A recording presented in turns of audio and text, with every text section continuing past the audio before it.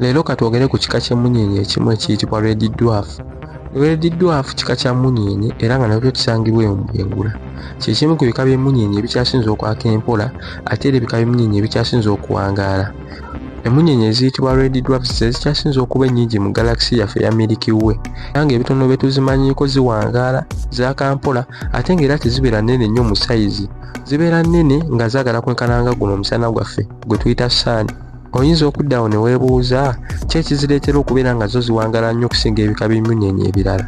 Red Dwarf kika kya mmunyeenye ekitono ennyo nga bwe nali nabannyonnyolamu mu vidiyo zange eziyise nti emmunyeenye gyekoma okubeera ennene oba gyekoma okubeera ne maaso ennene. Ekyokulabirako ekyangu katugezeseze ku manda gano agafumba emmere. Waliwo ebika by'amanda agafumba emmere nga byo byaka nnyo ng'era woba okikuma kikuma mangu naye nga tebizikira mangu oba nga bisaanawo mangu ne bifuuka evvu. Naye ate ne wabawo ekika ky'amanda ekimu ng'ate kyo kiwangaala.